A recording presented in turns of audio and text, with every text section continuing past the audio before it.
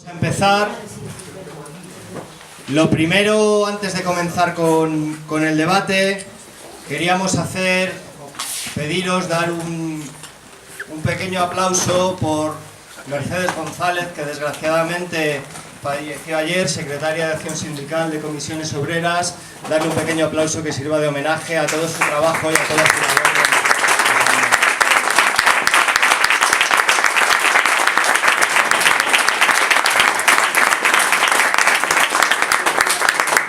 Trasladar, por supuesto, nuestras condolencias a su sindicato, a todos sus familiares y a todos sus amigos. Muchas gracias. Bueno, muchísimas gracias por estar aquí hoy. Vamos a comenzar este debate en la línea de lo que está siendo esta escuela en torno a la construcción del poder popular. Ayer tuvimos un debate, ¿no?, principalmente sobre la cuestión municipal, sobre cómo desde los gobiernos municipales, ¿no?, se pueden hacer cosas y sin embargo existen una serie de limitaciones. Y hoy queríamos continuar centrándonos en la cuestión de los movimientos sociales, del movimiento sindical, del movimiento vecinal, del movimiento obrero, del movimiento popular, para ver también cuál es la aportación o cómo desde estos movimientos sociales se puede construir ese poder popular, ese poder constituyente, que es la base de toda esta universidad y en torno a lo que van a rotar el conjunto de las charlas, ¿no? Por eso el título que hoy planteamos es el papel del movimiento social, obrero y popular como poder constituyente, y para ello contamos con una mesa de lujo. Tenemos a Nines, de Ecologistas en Acción, a Quique, de la Federación Regional de Asociaciones de Vecinos de Madrid, a David, de Comisiones Obreras, a Carolina, de SEOAC, a Aquiles, de las luchas por el soterramiento del AVE Murcia, a Ramón, de la Coordinadora 25S, a Irene, de la UJC, y a Miguel, de la Marea Verde. Vamos a intentar hacer el debate lo más dinámico posible, porque somos muchas y muchos.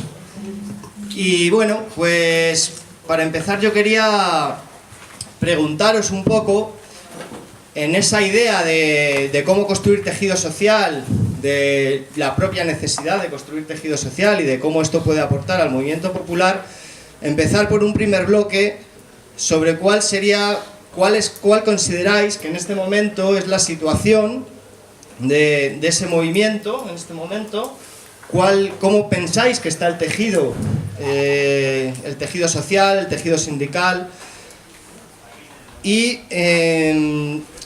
cómo veis la evolución de ese tejido y de las reivindicaciones laborales en el momento actual, ¿no? Teniendo en cuenta que el 15M, yo creo que hay una gran coincidencia en que fue un momento álgido de movilización.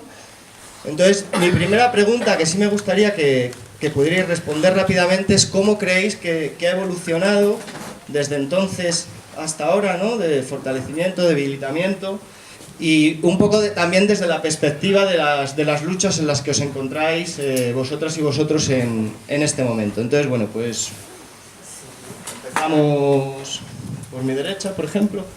Me ha tocado. Te ha tocado. De todas formas, iros presentando porque sois muchos para ir situando. Venga. Gracias. Buenos días. Soy Aquiles, activista por el soterramiento de las vías de Murcia. Y bueno, quiero que sepáis que yo soy más activista que persona de hablar. Os pediré disculpas, pero mi perspectiva es desde aquí. Bien, os voy a hacer simplemente una pequeña, si no os importa, dos anotaciones para que entendáis que todo lo que voy a estar hablando precisamente va a ser desde nuestra perspectiva, y es que la lucha nuestra tenemos ya 30 años luchando, y hemos pasado por una evolución grande, como en todo el movimiento ciudadano. Entonces, bien, pues la situación hemos pasado en esos 30 años de una lucha que nace en las asociaciones de vecinos. Las asociaciones de vecinos, en su momento, el problema es que se hace político, se mete, se politiza, y empezó a haber problemas. Y son los ciudadanos, desde entonces, vecinas como Loli, o las Loli, por ahí más de una, cuando empiezan y montan, vamos a decir, la plataforma por el soterramiento de las vías. Es decir, ya ahí los ciudadanos somos los que tuvimos que coger la batuta de la lucha. Y ya desde entonces nos dimos cuenta que no se podía politizar. Es algo que irá apareciendo. Desde ahí hasta nuestros días, ¿no? Lo que sí que hemos visto que la situación de entonces de unos vecinos de una forma directa éramos pocos, eran poquita gente la que había, ahora que hay mucha gente, pero en cambio ahora sí que hemos visto que el trabajo que se ha hecho en contra nuestra es precisamente para dispersar a los ciudadanos de estos movimientos, porque a partir del 15M sí que es verdad que empezamos a trabajar en algo que nos dimos cuenta que era que no podíamos trabajar de forma independiente como hasta ese momento, y empezamos a trabajar para visualizarnos con los demás movimientos ciudadanos. Los demás movimientos ciudadanos tenían que darnos, vamos a decir, su calor. ¿Cómo se consiguió? Pues se consiguió también montando imprentas populares para los movimientos ciudadanos, y esto hizo empezar a tener una relación entre los diferentes movimientos y empezar a sumar gente a nuestra causa. Y esto es lo que se ha conseguido. Lo que se ha conseguido, y el trabajo para esa dispersión que se hace desde las instituciones, las censuras que se nos hacen desde las instituciones y todo, la manera de compensar, la manera de crecer ha sido en todo momento la visualización y el estar junto con los otros movimientos ciudadanos. Ramón, tú que vienes, porque hablaremos luego más despacio del tema, ¿no? Pero que tú que vienes quizá de plataformas o movimientos quizá altamente más politizados, ¿no?, que lo que se estaba comentando, no sé qué piensas un poco también de esa evolución del 15M hasta aquí, del tejido, ¿no?, en si la politización o no es algo que ha podido influir en positivo o en negativo sobre la propia fortaleza de ese tejido social. Bueno, yo vengo de la Coordinadora 25S, que nace con las movilizaciones de Rueda del Congreso en 2012, o sea que es un movimiento que surge claramente del corazón del 15M, ¿no? Entonces, y nuestro trabajo es principalmente en Madrid, y desde ahí es donde voy a hablar.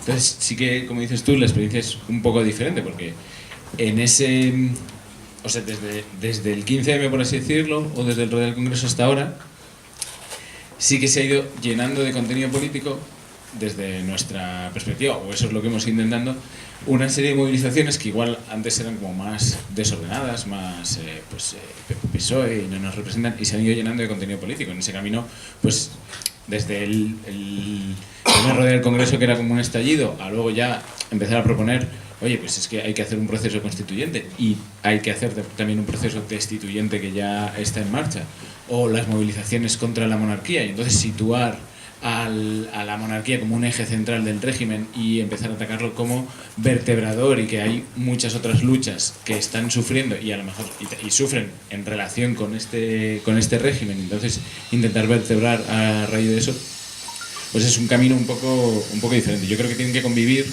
las dos, por así decirlo, las luchas más sociales y más sectoriales, que tienen además momentos puntuales como muy álgidos, por ejemplo ahora las pensiones, o que porque eso hay que defenderlo, pero también como ir haciendo ese camino más político que va vertebrando todos estos otros discursos alrededor de, oye, es que tenemos un régimen que no nos permite vivir en general, no nos permite tener vivienda, no nos permite pues tener pensiones, nos ataca con sus políticas, incluso con sus políticas de obras públicas. Entonces, como ir viendo, y nosotros sí hemos ido más o menos haciendo ese recorrido. También en ese recorrido lo que hemos visto es, seguramente ahora sí parece que hay como un... No, es como que hay menos movilización, que en realidad si miras los datos, pues no es verdad. Tú los miras ahí, los del Ministerio Interior, y no es verdad. Hombre, si te centras en Madrid, puedes tener esa sensación, pero ya si vas más fuera de Madrid, ¿verdad? Pero también era normal que pasase con como la emoción electoral, ¿no? Para eso las democracias te dejan votar cada 4 años, ¿no? Para que tengas ahí un poco de... Pero luego en la vuelta se ha visto que hay como mucha más organización. Hay una organización que no había cuando el 15M, ¿no? Entonces puedes llegar a organizar las marchas de unidad o puedes incluso recuperarte y salir de manifestación cuando hace el investidura de Mariano Rajoy o ves el movimiento feminista. Entonces sí que más o menos alrededor de ir encajando diferentes luchas sectoriales y tal, se ha hecho como una organización más... Igual por ese camino se ha perdido volumen de gente en la calle, como pudo haber en el 15M, pero desde mi perspectiva sí se ha ganado fuerza, se está en una situación objetivamente mejor. Uno de los componentes fundamentales del 15M fue la gente joven, y hablando de flujos y reflujos, el movimiento estudiantil también ha sido uno de los que ha tenido más fuerza en algunos momentos, y no sé si en este momento da la sensación de que hay poca movilización en ese sentido. No sé, desde una perspectiva juvenil y luego, bueno, desde algo también como es Marea Verde, ¿cómo veis esa situación, por un lado, de la participación de los jóvenes y su articulación en esa construcción de tejido social en estos años, y también en concreto, a lo mejor, de la cuestión estudiantil? Vale, pues yo justo iba a coger la intervención anterior porque tiene mucho sentido para la cuestión juvenil. El problema yo creo que hay de base es que no hay un movimiento juvenil unitario en la región de Madrid con el que podamos identificarnos, digamos, este es el movimiento juvenil está luchando por esto y por esto. Sí que hay tejido de base, tejido local, localizado más bien, no solamente en los barrios, sino también en las universidades, incluso en los institutos. Nos encontramos con que si tú mapeas la región, puedes encontrar asociaciones estudiantiles, asociaciones en institutos, asociaciones incluso de jóvenes en los barrios, en los centros sociales, pero todavía estamos como en una fase embrionaria de, al final, elevar la conciencia y entender que las luchas locales tienen que ir relacionadas a una lucha unitaria. Por eso nosotros estamos intentando también coger eso de la vida digna, el régimen no nos permite tener una vida digna, no solamente en el aspecto más local o estudiantil en este caso, sino en la vivienda, en el ocio, en la cultura, en nuestros salarios, en nuestra perspectiva de precariedad eterna, en este tipo de cuestiones. Lo que pasa que para mí el problema fundamental está en eso.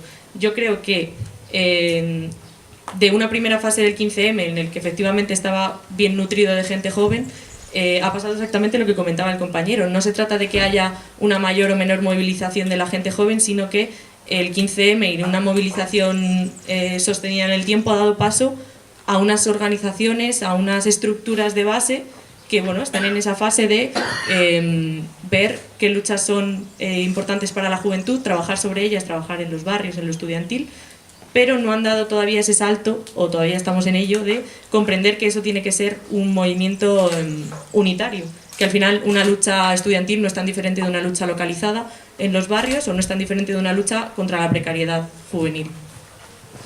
Las mareas fueron una de las principales impulsoras, yo creo, de ciertos movimientos unitarios, ¿no?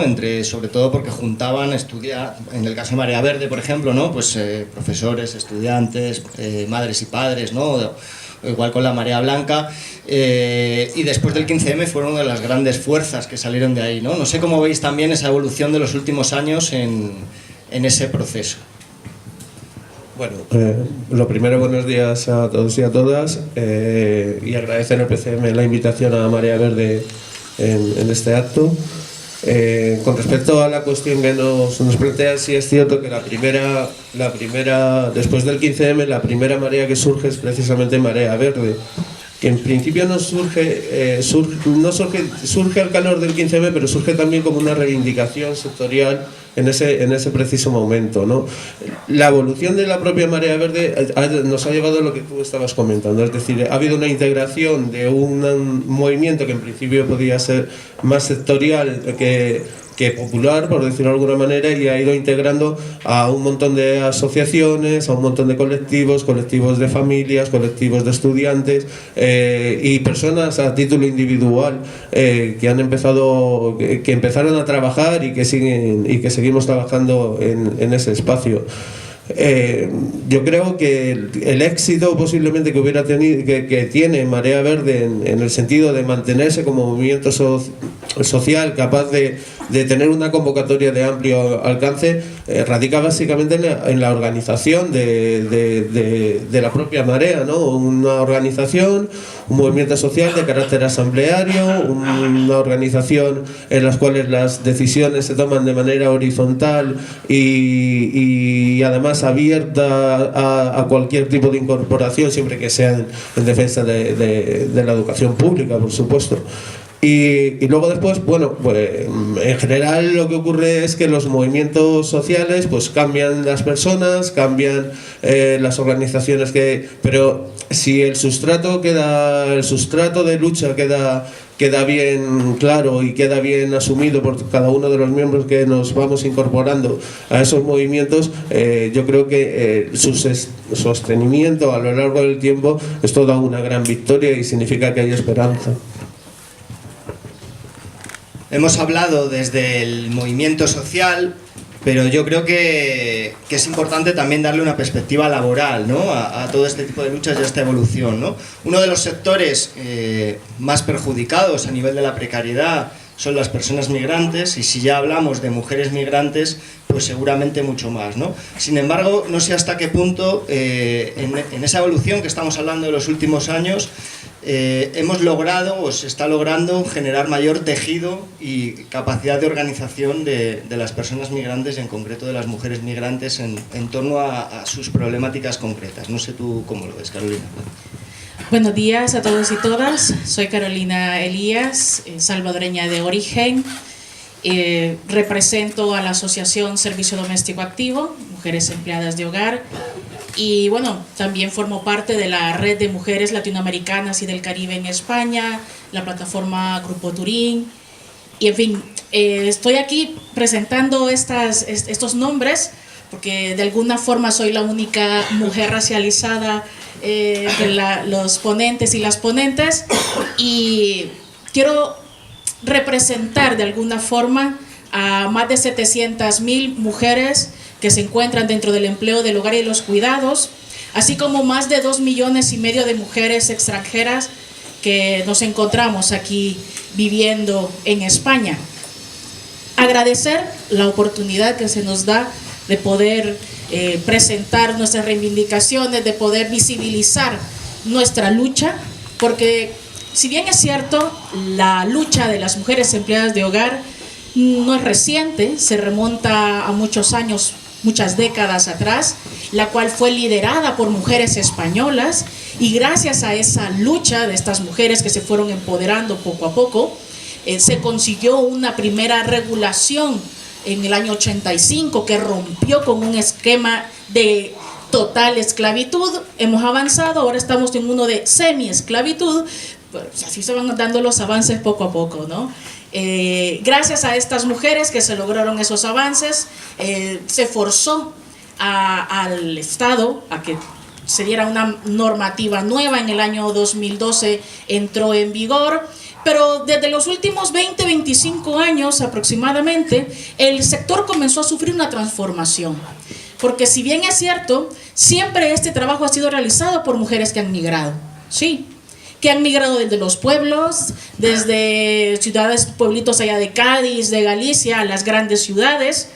Y hay un proceso, ese proceso de tener que dejar a tu familia.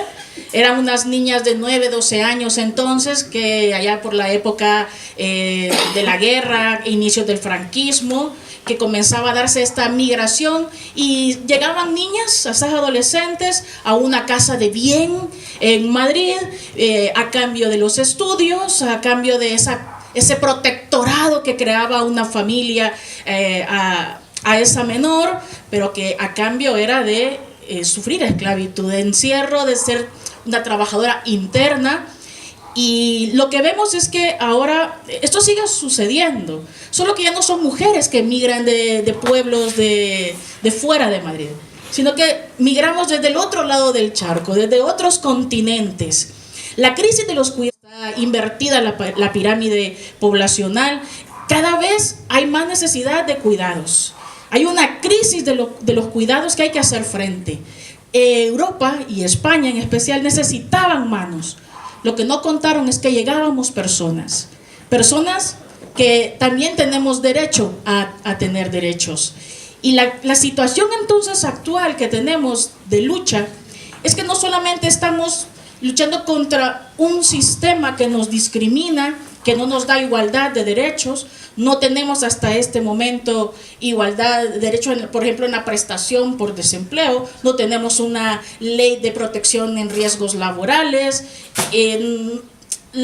no cotizamos siquiera por nuestro salario real, nos vemos sujetas a jornadas de trabajo de 12, 16 horas, salarios muy precarios, falta de conciencia sobre el valor de nuestro trabajo, y puedo seguir enumerando más cosas, pero como solo tengo un minuto que me queda, lo que quiero decir es que aparte de todas esas circunstancias a nivel laboral que ya experimentamos las mujeres, nuestra situación de vulnerabilidad en la que se nos coloca es mucho mayor todavía, porque somos las migrantes las que tenemos que enfrentar una ley de extranjería que es una política de extranjería genocida, que es una política de extranjería que encierra, que explota, y cuando digo que explota, porque por ejemplo, nosotros podemos tener acceso a un permiso de residencia y de trabajo, pero la principal característica, el requisito es tener 3 años viviendo en España. ¿Y cómo vivimos esos 3 años en España? ¿Comemos del aire? ¿Vivimos del amor? No. Tenemos que trabajar. Entonces se nos obliga a 3 años como mínimo de trabajar en la economía sumergida. Entonces, qué fuerte es, porque a cambio te voy a dar un permiso de trabajo, pero antes déjate explotar, déjate esclavizar, como mínimo 3 años. Y lo quiero dejar ahí para seguir abriendo la discusión, porque esas cosas son las que comenzamos a enfrentar las mujeres. Una invisibilidad por la normativa, una discriminación por la normativa, por las políticas de extranjería, por la sociedad que nos ve como la chacha, como no nos ven como personas, ni siquiera se nos ve como trabajadoras. ¿Por qué? Porque las mujeres nacemos con el gen de cuidar, de planchar. Y cuando todas somos niñas, a ver, las mujeres que estamos aquí, todas soñamos, cuando sea grande voy a limpiar váteres. Entonces, como el patriarcado asume eso, como por ser mujeres, nos someten a esta esclavitud. Nos esclaviza el patriarcado, nos esclaviza el capitalismo, nos esclavizan los gobiernos, nos esclaviza la sociedad y nos invisibilizan por completo, sobre todo cuando son tareas que permiten la sostenibilidad de la vida, que son muy importantes. Nadie de los que estamos aquí podríamos estar aquí si un día alguien no nos hubiera cuidado. Gracias.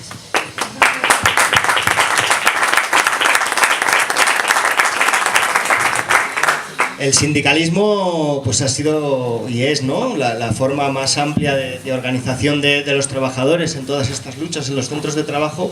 Sin embargo, en esta evolución que estamos hablando de los últimos años, pues también ha sufrido cierto desprestigio. No sé si ha crecido, ha disminuido, o cómo veis, ¿no?, también desde un punto de vista del sindicato, ¿no?, este proceso de creación de tejido social.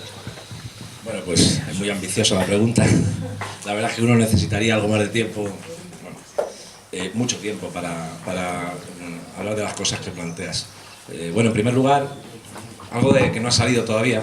A mí me parece que cuando hablamos de poder constituyente, poder popular, de tejido social, sobre todo en la perspectiva de futuro, a mí me parece que lo más relevante que ha pasado en este país en los últimos años ha sido la huelga y la manifestación del 8 de marzo, y la evidencia de que aquí hay un tsunami, hay una marea violeta, en este caso, una marea interpretada por mujeres que va a arrasar y va a arrumbar con algunos de los estándares organizativos y estructurales de nuestra sociedad. Yo espero que así sea. Y yo creo que como es algo transversal a casi todo lo que podamos hablar hoy aquí, también en el movimiento obrero, quería reseñarlo, no lo quería dejar pasar.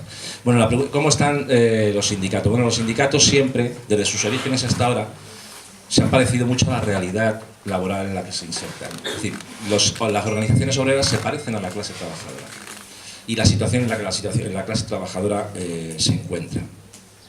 ¿Ha cambiado tanto la situación de la clase trabajadora en los últimos 20 años? Sí y no. Sí y no. Efectivamente, aparecen nuevos fenómenos, casi todos ligados a la precariedad, ¿no? a la pérdida, ¿no? de capacidad económica y un desigual, cada vez más desigual reparto de la riqueza y de las rentas del trabajo, ¿no? Para Europa occidental, y cómo las políticas de austeridad se implementaban y toda la legislación y las medidas que se han puesto en marcha, ¿no? de austeridad, del denominado austericidio, y las repercusiones que ha tenido sobre la clase trabajadora. Eso sí que ha sido rupturista, porque ha roto y pretende romper con los esquemas clásicos de intervención y de representación. ¿Qué es lo que se impugnaba en el 15M? Eso sí, se impugnaba los instrumentos clásicos de las instituciones clásicas de la representación, los partidos políticos, los sindicatos, las propias instituciones. Y a mi juicio, una de las carencias que ese movimiento tenía, como todos los movimientos en ese sentido, era la ausencia de un tejido organizativo que pudiera convertir ese movimiento en una fuerza real transformadora, y en ese proceso estamos, creo. Un tejido organizativo clásico, ¿no? Partiendo de ahí, que tuvo muchísima fuerza, sobre todo en la posttransición, fueron las asociaciones de vecinos. Sin embargo, yo que sí me atrevería a decir, ¿no? Que después de esa enorme fuerza que pudieron tener en un momento dado, bueno, en la post y en la pre, sí como que hubo cierto reflujo, ¿no? No sé si a partir luego de la crisis ha habido un mayor fortalecimiento, o cómo se analiza también el por qué, ¿no? Un movimiento con una potencia enorme, pues a lo mejor en esa evolución ha tenido esos subidas y bajadas, ¿no? ¿Qué análisis y cómo se ven las asociaciones en esa construcción de tejido social que estamos hablando? Bien, bueno, soy Quique, de la Federación Regional de Asociaciones Vecinales de Madrid. Bueno, el análisis que yo hago es un tanto distinto del que se está haciendo aquí. Lo dejo claro desde el primer momento. Desde mi punto de vista hay que asumir que en esta batalla por conseguir que lo que debería ser una mayoría social de las clases más desfavorecidas, pues la venimos perdiendo desde hace muchísimo tiempo, y si no asumimos eso, ya podemos hacernos los análisis que queramos, que nos vamos a equivocar.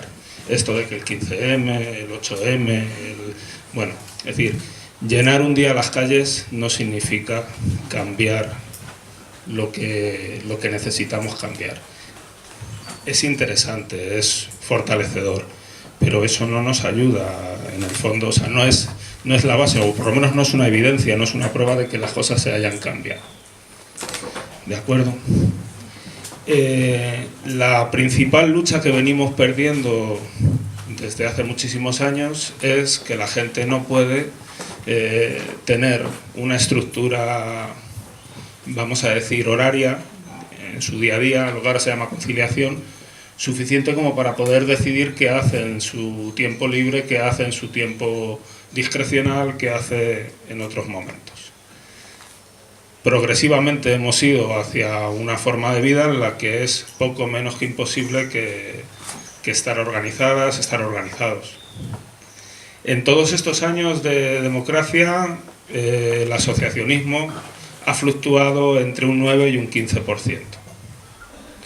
Y cerca del 80% de ese movimiento asociativo ha sido casi siempre movimiento, o sea, digamos, asociaciones de tipo deportivo, con poca vinculación política.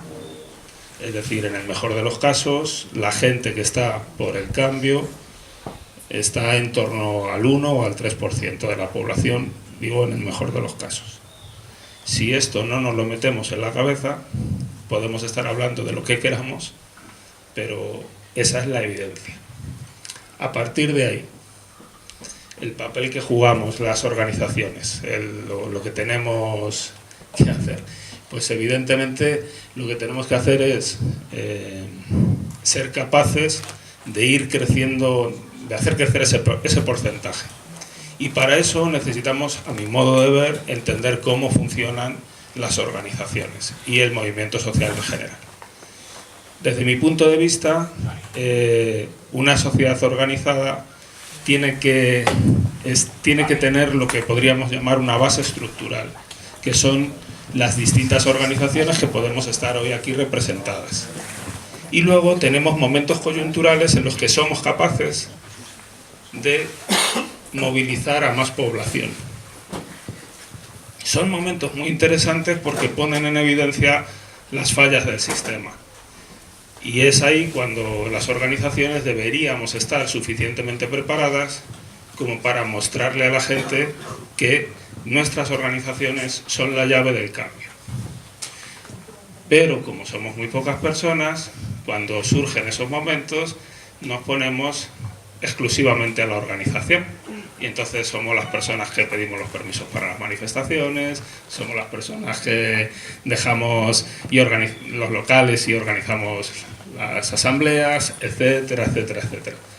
Y aparcamos la función que en ese momento deberíamos tener, que es una función de decir, esta es la organización vertebradora que nos va a permitir posteriormente ir a más. Eso al final se resume en que las organizaciones sociales somos algo así como el rescoldo que mantiene viva la llamita para que cuando vuelva otra vez el movimiento o el momento coyuntural vuelva a haber fuego. Pero tenemos que ser capaces de superar el efecto brasa. Y tenemos que ser capaces, por tanto, de asumir nuestro papel llama. Esa es la clave. Entonces, yo creo que por ahí tienen que ir los tiros. Es decir, yo me dedico a la formación, le suelo decir a la gente que para que algo ocurra tienen que darse 3 condiciones: que la gente quiera, que la gente sepa y que la gente pueda. Y si no trabajamos en esas 3 condiciones, es muy difícil, muy difícil que nuestro papel sea más que el papel brasa. Muchas gracias por la discrepancia, para abrir la polémica. Bueno, la situación del medio ambiente y de nuestro planeta en la actualidad es una de las cosas más preocupantes, ¿no? Yo creo que no hay más que ver el magnífico de tarde soledad de verano que tenemos hoy. Entonces, bueno, sí me gustaría también saber un poco, ¿no?, cómo esa articulación del movimiento ecologista se encaja, se articula en el momento actual y su evolución en los últimos años como elemento de articulación también de tejido social y de luchas concretas por lo que está pasando, ¿no? Bueno, buenos días y gracias por invitar a Ecologistas en Acción. Yo soy María Ángeles Nieto, Inés Nieto. Y bien, el movimiento ecologista ya existía antes del 15M, la lucha ecologista existía. En concreto, Ecologistas en Acción tal vez tiene una peculiaridad, que le es más fácil encajarse en las luchas sociales porque es una organización que se incluye dentro de lo que se llama el ecologismo social, que no solamente nos limitamos a defender el medio ambiente o la naturaleza, sino que pensamos que para transformar el planeta primero hay que cambiar el modelo productivo que tenemos ahora mismo, que es la principal causa del deterioro del planeta, ¿no?, y del medio ambiente. Entonces, ahora mismo las diferencias, tal vez desde que se produce el movimiento ecologista, es como si se produjera una mayor concienciación de la calidad de vida, de la calidad de los barrios, de las necesidades y en determinadas circunstancias se tenga más conciencia y más ganas de luchar y pelear por mantener esa calidad y esas condiciones, ¿no? Ecologistas en Acción lucha o trabaja de forma muy coordinada con asociaciones vecinales, sobre todo en lo que es la ciudad de Madrid. Con la Federación Regional de Asociaciones Vecinos tenemos un montón de luchas y de trabajos en los que coincidimos y colaboramos. Se ha producido pues como una mayor transversalidad de incluir esa concienciación de que realmente si no tenemos un medio ambiente adecuado, si no tenemos unos barrios con las dotaciones adecuadas, con los espacios libres, las zonas verdes adecuadas, eso repercute sobre nuestra forma de vida. Y ahora mismo en la ciudad de Madrid esa lucha o por la mejora de la calidad de vida está partiendo de muchas asociaciones vecinales que colaboramos. Coincido con Quique en su análisis. Es cierto, ahora mismo hay muchísimas luchas, no se da abasto, pero son pequeñas y generalmente nos encontramos las mismas personas siempre. Hay poca renovación, poca juventud, pocas personas jóvenes y tanto si estamos reivindicando cuestiones de defensa de espacios verdes o de defensa del patrimonio cultural, nos encontramos casi siempre las mismas personas. Aquí también creo que ha tenido un papel importante el cambio de gobierno para hablar de politización o no politización. Yo creo que hay dos términos, la politización peyorativa, ¿no?, en la que hemos sufrido, en la que de pronto un partido político que no había tenido ningún contacto ni ha participado en ninguna lucha se quiere arrogar el protagonismo de cara a unas elecciones o de cara en algún momento clave en el que de pronto se te meten y quieren monopolizar esa lucha, y normalmente eso sucede cuando la lucha social empieza a tener cierta repercusión, cuando estamos en la base, cuando hay que empezar a luchar por la defensa de algún territorio, la defensa de algo en concreto.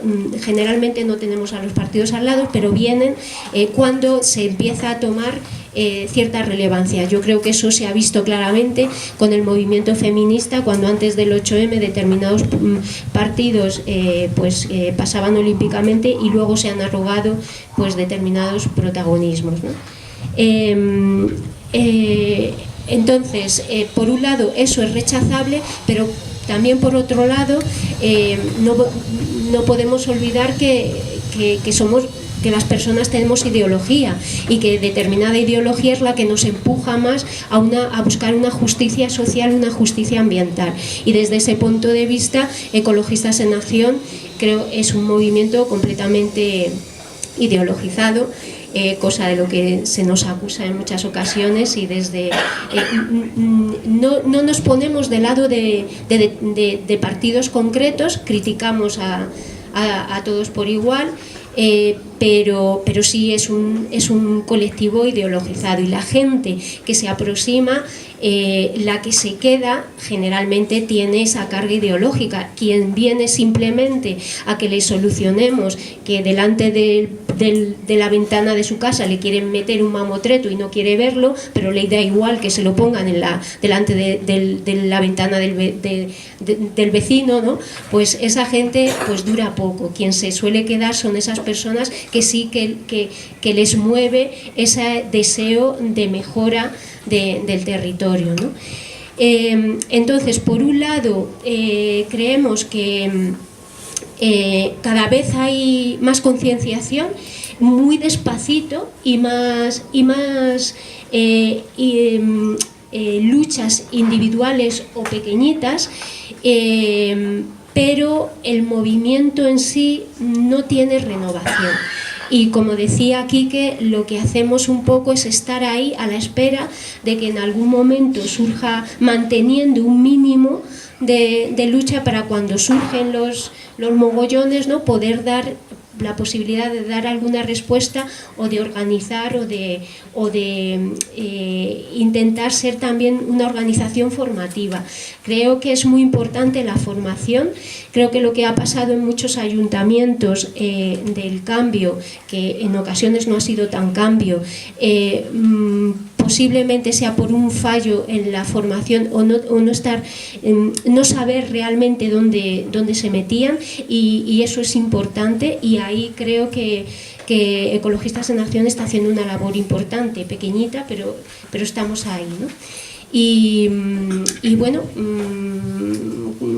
ahora se aproxima también otra vez de cara a las próximas elecciones. Creo que está habiendo otra vez un movimiento de base que quiere, que no está conforme con el cambio que se ha producido, que es bastante escaso a lo que pensábamos o deseábamos algunas personas, y empieza a haber ahí otra vez un rumor y un movimiento que esperemos que fructifique y que llegue a algo sólido y que arrastre, y que realmente en algún momento podamos llegar a un cambio real para conseguir pues una sociedad más justa, tanto social como ambientalmente.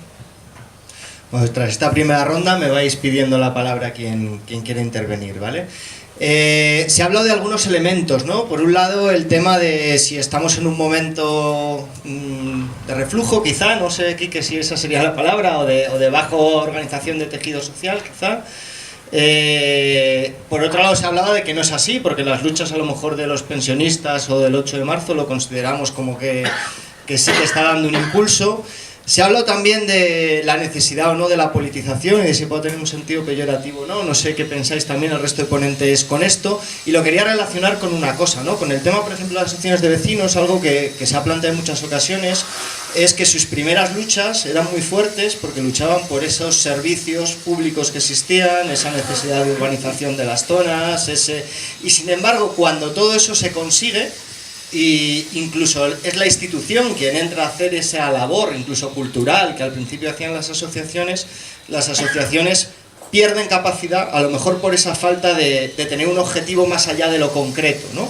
Que no sé si también, enlazándolo con la cuestión de Murcia, se puede ver de esa manera, ¿no? Es decir, si todo ese tejido y todo ese movimiento que se ha montado por la cuestión del soterramiento tiene un objetivo más allá del propio soterramiento, o si cuando el soterramiento se consigue, si se consigue, será el final de esa lucha. No sé qué pensáis un poco en torno a esto, no sé, Quique, si tú quieres empezar. Venga, va. Por la teórica alusión. Vamos a ver. Creo que todo hay que... O sea, el puzzle tiene que encajar, ¿no? No podemos construir un puzzle donde las piezas no encajan, ¿vale? Entonces, yo ayer estaba en la celebración del 50 aniversario de la primera asociación vecinal legalizada en Madrid, que por lo tanto es una de las primeras de España, en Palomeras Bajas, 1968. Es legalizada porque Fraga en 1964 crea una ley de asociaciones, que no está pensada para hacer asociaciones vecinales, está pensada para otras cosas. Pero al igual que Comisiones Obreras en su momento encuentra un resquicio en aquel sindicato vertical para empezar a defender los derechos de las personas trabajadoras, en el caso vecinal ocurre lo mismo. Venimos de una tremenda represión tras la guerra civil que ha dejado los pueblos muy destrozados.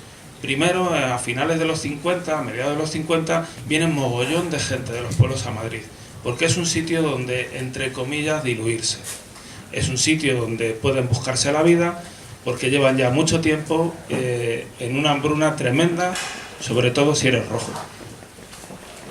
No te dan trabajo. En los pueblos, si habláis con la gente, cuando le daban trabajo, se enteraba el falangista, te cogía y te llevaba a tapar trincheras. Te tirabas una semana tapando trincheras, perdías el trabajo y otra vez tu familia a malvivir y a tener que vivir de la caridad. De esa carestía es de la que huye la gente en los pueblos y viene a Madrid. Y Madrid no está preparada, se monta una ciudad rodeando a la ciudad de absoluta precariedad, de infraviviendas, y ahí es donde surge el movimiento vecinal. El movimiento vecinal surge de la absoluta carestía, como el movimiento sindical surge de la absoluta carestía, como la marea verde surge del deterioro absoluto de la educación, el soterramiento de Murcia surge desde las intenciones del Estado y de lo que no es el Estado de partir una ciudad y gentrificar todo un barrio. Es decir, toda la gente que estamos aquí estamos pues porque alguien nos ha intentado hacer la vida imposible y la gente ha reaccionado. ¿Vale? Ese es el origen de casi todo. Tengo por aquí una arañita. Sí, no, bueno, pues eso surge de ahí. Y entonces la gente, cuando cubre sus expectativas, normalmente se dedica a otras cosas. Solamente las personas que tienen una mayor carga ideológica deciden mantener la estructura y la vertebración social. Es otra de las cosas que tenemos que entender a la hora de organizar nuestras entidades. Entonces, no es un tema de flujo o reflujo, es que en el mundo en el que vivimos, en el que continuamente vamos perdiendo, a medida que vamos ganando pequeñitas batallas, la contra nos monta otras en otro lado. Y entonces el flujo aparece en otro lado, y no es que haya un reflujo en el movimiento social, sino que el movimiento social lo que hace es adaptarse a la nueva batalla. Eso es a lo que yo iba. O sea, no es que estemos en un flujo o en un reflujo, es que tenemos que estar continuamente surfeando en esa coyuntura. La coyuntura es continua, lo que pasa es que... Y yo, antes de ser presidente de la FRAM, he sido presidente de una federación Scout, ¿vale? Y cuando yo era presidente de aquella federación Scout, nosotros nos definíamos como un movimiento político. ¿Por qué éramos y somos un movimiento político? Porque tenemos una idea de la polis. Queremos saber, o sea, queremos que la polis sea de una determinada manera. Por eso somos un movimiento político. Lo que somos es, a su vez, un movimiento apartidista, es decir, no queremos ser correa de transmisión de nadie. Y esto lo decimos con todo el respeto, sobre todo en una casa como la que hoy nos acoge, porque si algo tiene la Federación Regional de Asociaciones Vecinales de Madrid es un vínculo histórico de fraternidad con el Partido Comunista de España. Con todo el respeto, pero siempre hemos intentado no ser correa de transmisión de nadie. Creo que si hay esa reflexión, ¿no?, de que después de la lucha concreta solo se quedan los más activistas, a lo mejor justo si queremos reforzar un tejido, la idea sería dotar de mayor contenido a esas luchas concretas para que no se paren una vez conseguida. No sé, Aquiles, ¿tú qué piensas? Sí, bueno, yo me gustaría, ¿no?, también, pues bueno, con Ramón, que diferenciar lo que son las luchas sociales más generales, que tienen que tener todo su parte política y demás, de las locales. La lucha del soterramiento nace en el PC. O sea, la gente, os puedo decir que incluso el 99% de la gente que luchamos en la plataforma y todos somos del PC. Pero eso no nos llevaba, nos damos cuenta que no podíamos subir con el apoyo ciudadano, éramos muy limitados. Entonces ahí es donde digo que hay que desconectar la parte política de la plataforma, porque hace que la mayoría de los vecinos pudieran entrar con cualquiera de su ideología, y eso nos hizo pasar de, ya digo, al principio 30, 40 personas a una manifestación de 50.000 personas, y al mismo tiempo mantener a lo mejor una media de todos los días 300 personas, entre 300 y 500 personas. Todos sabemos aquí lo difícil que es eso. Esto creo que era la reflexión que quería puntualizar sobre esto, y creo que es muy interesante. Y hay que tener mucha paciencia cuando te sientas al lado con tu ideología y ves los que tienes al lado, dices tú, si es que te cabrea, sí que te cabrea. Pero la realidad y el trabajo creo que nos dio la razón en perdurar 30 años y cada vez a más. Sí, en general yo también estoy de acuerdo que es que hay espacios de movilización que tienen que ver con luchas concretas, con luchas sociales, en el momento que la forma de aglutinar gente pasa por esta no politización, que ahora voy mal, pero y que tienen que crecer de esa forma. Yo estoy totalmente de acuerdo. Y de hecho, lo habremos vivido, todo el que haya ido, hay veces que entra a lo mejor otra organización, intenta politizarla, intenta generar un discurso como más, porque joder, es que aquí lo que es, y destroza ese movimiento. Entonces, quiero decir, hay que ser generosos y generosas en ese sentido, y hay luchas que son así. Otra cosa es que tú tengas tu proyecto político y lo vayas avanzando y tengas tus otros espacios, pero cuando se está dando una lucha de ese tipo no tiene ningún sentido ir ahí de hecho, desde un partido político o desde una organización. Por ejemplo, nosotros como Coordinador 25S, pues si vamos a una marea intentamos llevar ahí nuestro proyecto republicano y tal, pues no tiene sentido que en una marea de sanidad vayas, no, a la marea de sanidad vas a trabajar por la sanidad. Y todo bien, lo que pasa es que luego se van generando esos vínculos y se van haciendo esas uniones. Sí que puedes ir, pero no es en ese espacio concreto, pero sí que puedes ir generando en otros espacios, oye, que es que esta línea de sanidad, oye, que es que esta línea del patriarcado, oye, que es que esta línea que nos está impidiendo, ¿eh? Y luego, muy breve sobre la parte de politización, a veces también tenemos como la necesidad de decirnos no politizados en el sentido de no pertenecientes a un partido político o incluso a un sindicato. Yo lo he visto sobre un sindicato, y eso impide muchas veces la colaboración. O sea, no pasa nada, tú tienes un discurso, yo sé lo que estoy planteando, nosotros sabemos hacia dónde vamos a ir, y entonces hay veces que hay puntos concretos en los que las colaboraciones son muy importantes y en ese sentido no hay como que tampoco tener miedo y estar todo el rato diciendo, no, es que nosotros no estamos politizados, no, es que nosotros no soportamos ningún partido. No, hay veces que hay luchas concretas y hay momentos concretos en los que la participación conjunta con gente que no tiene exactamente tu ideología, que es un partido político, ¿verdad?, permite avanzar la lucha. Oye, pues es un camino y podremos seguir el camino juntas hasta aquí. Y luego yo seguiré por aquí y tú seguirás por allá. Pero no hay como que tener ese miedo. En ese sentido, a la hora de construir tejido social, no sé si creéis que hay que apostar más por espacios de militantes, espacios más políticos, de activistas, digamos, ¿no?, como muchos movimientos sociales que existen, o afrontar más, o centrarse en espacios que hemos llamado de afectados, ¿no?, en el sentido un poco quizá de lo que Quique decía, de gente que le afecta un tema concreto, o del tema de lo de Murcia, ¿no?, y se organiza en ese sentido. No sé, por ahí.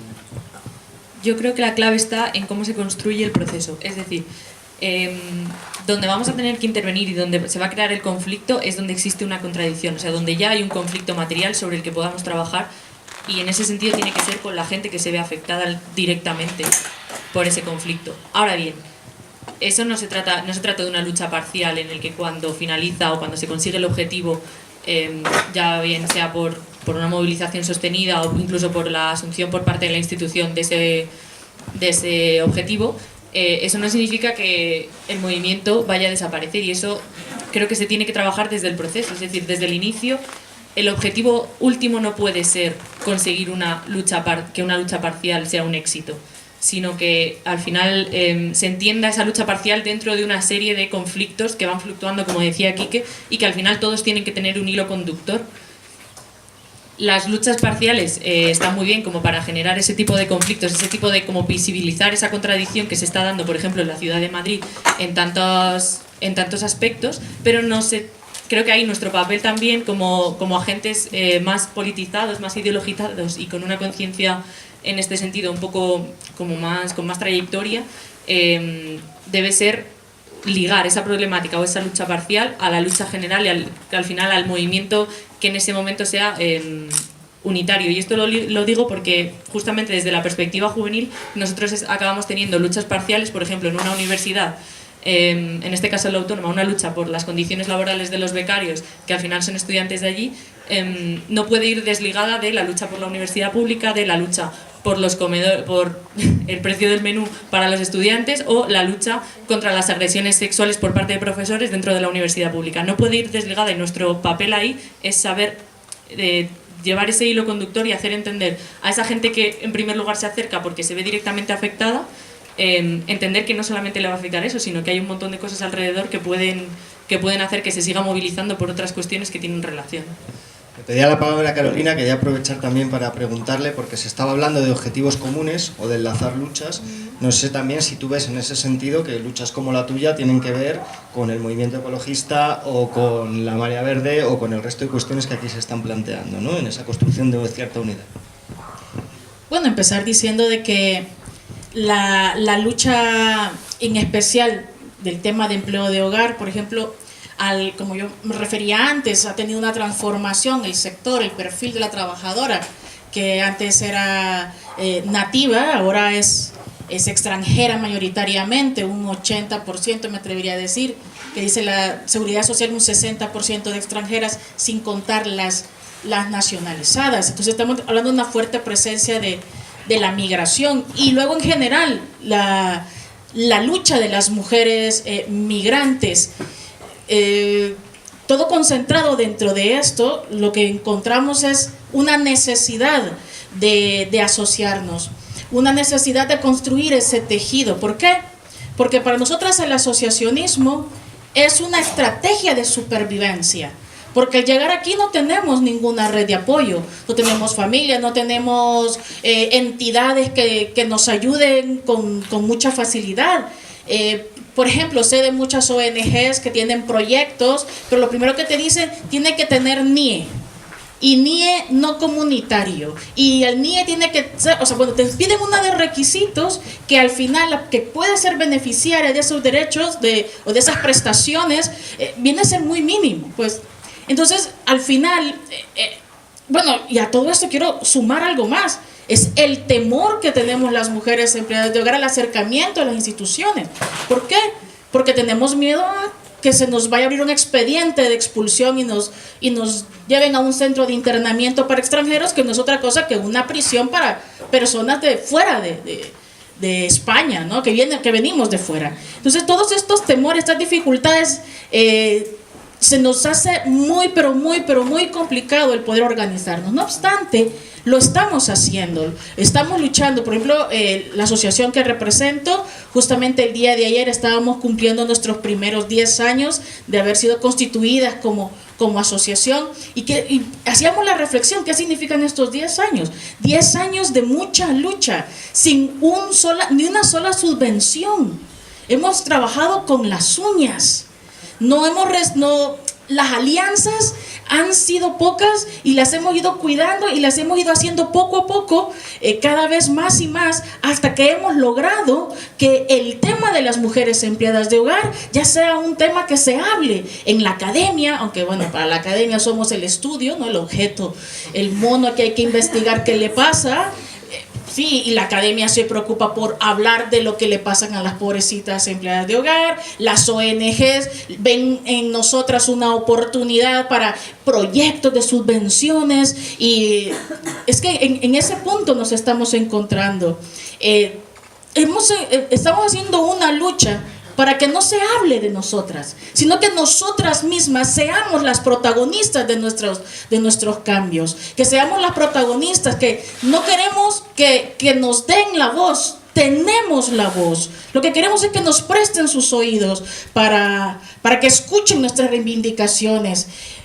Una de las cosas que a mí siempre me llama la atención es cuando dicen en las manifestaciones, nativa o extranjera, la misma clase obrera.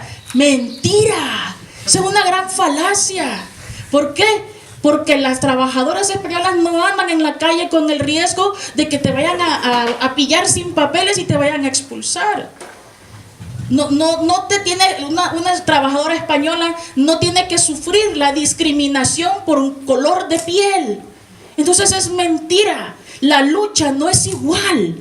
Y es por eso estoy de acuerdo contigo. Necesitamos el visibilizar nuestras luchas, tener ese foco y tenerla así por temática o como lo queramos llamar, ¿no? Pero no podemos hacer esta lucha solas, porque si no vamos a hacer 5 gatas gritando todavía allá en la Puerta del Sol por nuestros derechos, cuando son miles y miles de mujeres las que se han movilizado el 8 de marzo. Nosotras nos hemos movilizado el 8 de marzo porque creemos que hay que sumarse también a las grandes luchas. Pero queremos que las que hacen esas grandes luchas hagan suyas nuestras reivindicaciones. Porque está bien que se hable de nosotras, pero queremos que estén con nosotras también. ¿Qué es lo que le pedimos al tejido asociativo español?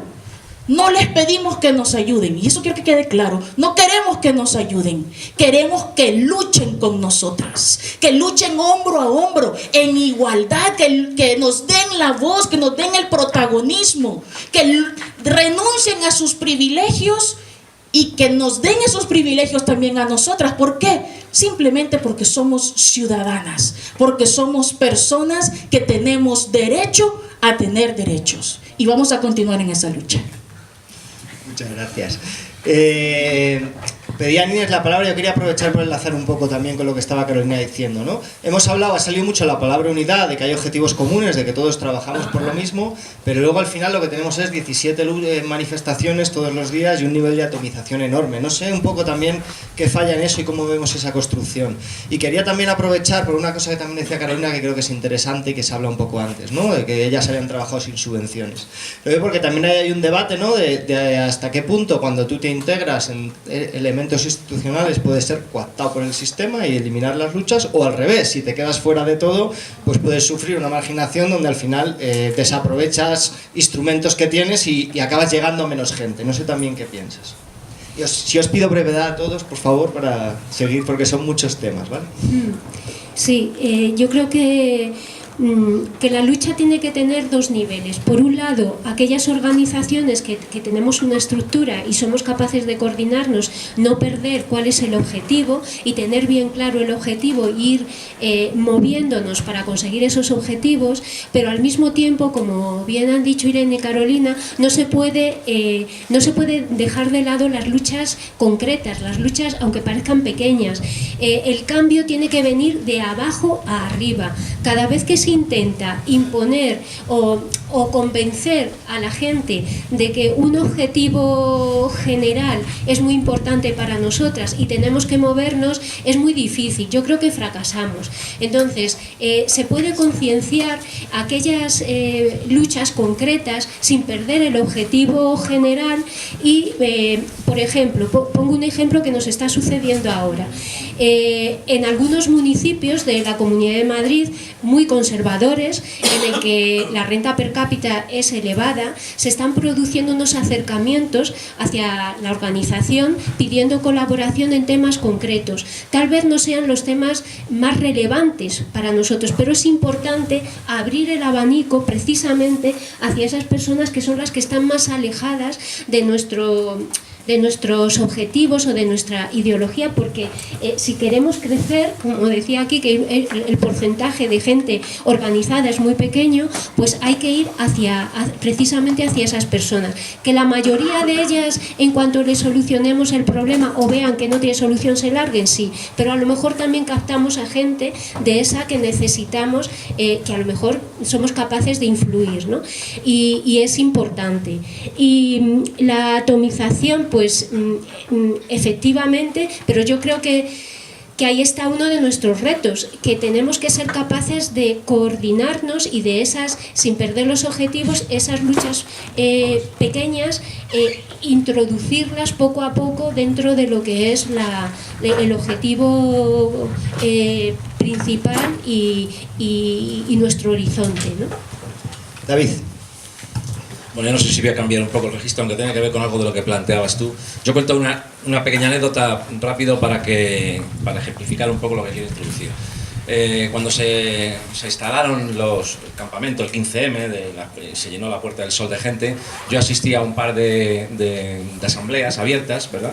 Una de ellas, que se celebraba en la plaza de Celenque o en otra de al lado, hablaba sobre la negociación colectiva, las relaciones laborales, mejor dicho, ¿no? Se hablaba sobre relaciones laborales en abierto, un círculo grande de gente donde estaban hablando de cómo replantear desde el punto de vista del poder popular que se quería, o que podía constituirse, una revisión de todo lo que tenía que ver las relaciones laborales. Cogió la palabra la persona que coordinaba el círculo, o en este momento la asamblea, sacó unos papeles y empezó a hablar, ¿no? En unos términos pues de cómo podía interpretarse este tema de las relaciones laborales, ¿no? Y empezó, por ejemplo, decía, bueno, pues ahora lo que estamos planteando sería algo así, como una especie de convenio general mínimo para la clase trabajadora, etc. Bueno, empezaron a plantearse una serie de cosas en abierto con la mayoría de la gente universitaria, creo que la mayoría de la gente universitaria, la que estaba allí, que yo de la experiencia sindical que he tenido, sobre todo en el ámbito de la negociación colectiva, porque era del ámbito donde yo he venido, donde yo me he desarrollado fundamentalmente sindicalmente, me parecía que era un derroche o ¿cómo diría yo? Una pérdida, ¿no? Porque de lo que se estaba planteando allí, muchas de las cosas que se estaban planteando allí ignoraban lo que era la experiencia que las organizaciones sindicales habíamos tenido durante décadas de cómo las relaciones laborales se estructuraban, por ejemplo, el papel que habíamos tenido los sindicatos de clase frente al fenómeno corporativo, el fenómeno del sindicalismo corporativo, de cómo la estructura de la negociación colectiva intenta dar respuestas a los desequilibrios territoriales, cómo combatimos el dumping, en fin, todas estas experiencias de décadas de lucha y de negociación colectiva se veían de alguna manera impugnadas, y tengo que decirlo, desde una perspectiva un poco naif, a mi juicio, aquel día. De tal manera que lo que quiero decir es que se estaba planteando una especie de impugnación no a la estructura sindical, sino a la propia experiencia, ¿no?, de cómo la organización sindical se había desarrollado, ya no digo un sindicato, sino todos en general en nuestro país. Pues esto creo que también pasa con las instituciones políticas, los partidos políticos. A lo que me refiero es que yo soy un convencido de la organización. Soy una organización yo estoy convencido que el poder popular se tiene que expresar y vehicular todo aquello.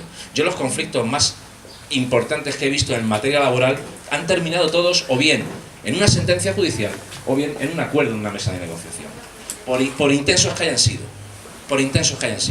Es decir, aspiramos al poder popular. Sí, el poder popular en una democracia que, por supuesto, en todas sus imperfecciones, ¿cómo se plantea? Pues no puede ser de otra manera que aspiramos a que las leyes cambien, aspiramos a que las instituciones cambien, y para eso creo que lo que es preciso es hablar de cómo todos esos movimientos, de toda esa emergencia que al calor de la crisis se genera, toda esa sensibilidad nueva, ese cuestionamiento, al final se organiza de una forma que permita tener su expresión en las instituciones, y para ello creo que es imprescindible, y lo digo aquí, en la casa de un partido político, el Partido Comunista de España, que además fue clave y pionera precisamente en instrumentar todas esas cuestiones en los años 60, a finales de los años 60, en las federaciones de vecinos, en los sindicatos, en las organizaciones agrarias, etcétera, etcétera. El Partido Comunista ya hizo esa experiencia en otros procesos y en otros tiempos, y ahora pues creo que es algo parecido.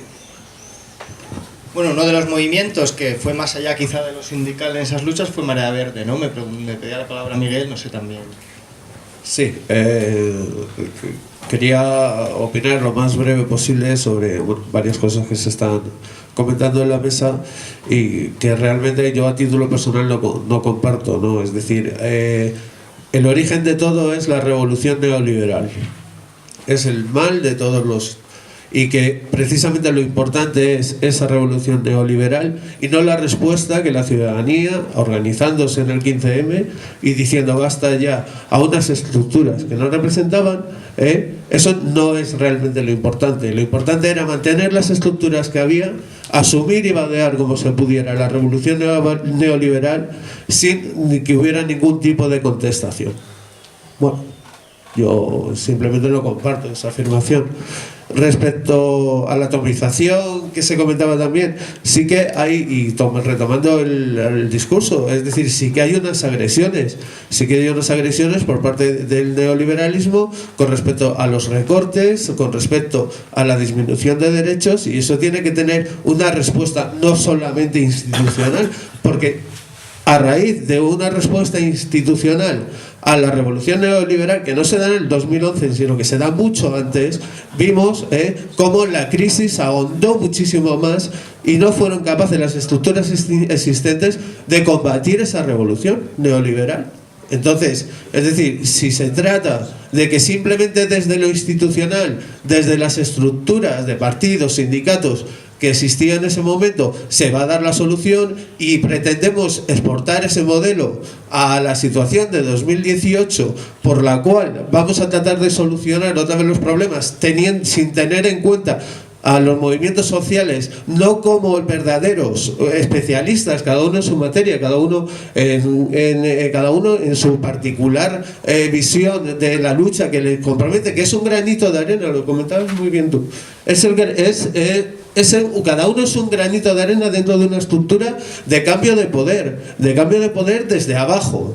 Entonces, si lo que queremos realmente es cambiar las cosas desde abajo, no podemos jugar simplemente al juego institucional de partidos, sindicatos y otras estructuras, sino que lo que tienen que hacer es precisamente esas instituciones es llevar la voz de la gente que sabe de lo que está hablando. A lo mejor los del 15M no sabían mucho de sindicalismo, pero bueno, quizás podéis haberle echado una mano para que supieran un poco más. Y en eso va también la idea de que tenemos que empezar a formar también a las personas en cada una de sus parcelas. Con respecto a la lucha de educación pública, pues bueno, unos sabremos más, otras sabremos menos, pero en cualquier caso yo creo que lo que sí que tenemos que tener todo claro es el objetivo final, no los matices particulares de cada lucha, que a fin de cuentas en conjunto puede ser lo que realmente construya poder popular y derribar un sistema neoliberal.